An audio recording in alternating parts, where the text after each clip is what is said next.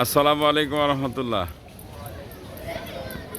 আমি অনেক দিন যাবত এই জায়গায় আসি, কিন্তু আজকে দেখলাম একটা বিশাল পরিবর্তন। এই পরিবর্তনটার কারণটা কি আমি একটু জানতে চাচ্ছি। কে বলতে পারে এটা পরিবর্তনের কারণ কি? তুমি বলো। তুমি বলো। আমি তানভীর আহমেদ শান্ত। হ্যাঁ, আমি ঢাকা কলেজে পলিটিক্যাল সায়েন্সের স্টুডেন্ট। মাশাআল্লাহ। তো আমরা রাস্তায় অনেক কাজ করছি, কিন্তু নিজের এলাকায় আর কি কাজ করা তেমন হয়নি।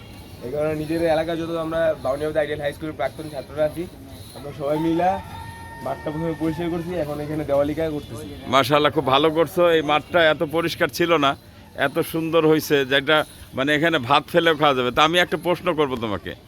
ধর্ম যার যার, উৎসব সবার, এটা কি মতবাদ? এই মতবাদটা কারণ শোনো ধর্ম আরেকজন তেমন পালন করতে পারে না। উৎসবটা ধর্মীয় উৎসবের কারণে সবার পালন করাটা মানায় না। আচ্ছা, একজন হিন্দু চাইলেই কোরবানি ঈদে আসে ইয়া করতে পারে না, ঠিক সেম যে মুসলমান চাইলে দুর্গা পূজা গিয়ে পূজা করতে পারে না। মাশাআল্লাহ। তাহলে এই ধর্ম যার যার, বাংলাদেশটা সবার না, ধর্ম যার যার, উৎসব তার তার। না, স্লোগান কি হবে? ধর্ম যার যার, উৎসব তার তার, দেশটা সবার। এইটা হলো স্লোগান হওয়া উচিত, তাই না? আর নাইলে আমরা যদি বলি যে দুর্গা পূজায় আমরা অংশগ্রহণ করব, তাদেরকে টাকা দিয়ে চাঁদা দিব, তাহলে শিরক হয়ে যাবে, তাই না? তো আমরা শিরক থেকে বাঁচতে চাই কিনা?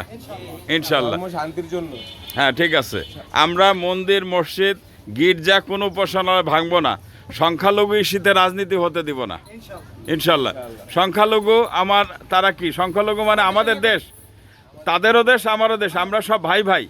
কিন্তু আমাদের সাথে এই বিরোধটা কেন লাগাচ্ছে? এই যে ভারতের দালালরা, ওরা সংখ্যালঘু ইস্যুতে মুসলিমকে হত্যা করতেছে। এটা ভারতীয় একটা চক্রান্ত। আমরা এই চক্রান্তকে নস্যাৎ করে দেব ইনশাল্লাহ। কি ঠিক আছে? ঠিক আছে, কিন্তু বাংলাদেশে কোনো সংখ্যালঘু নাই। বাংলাদেশ সবাই বাংলাদেশি, সবাই মানুষ। মাশাআল্লাহ, এই তো কথা। জাযাকাল্লাহ।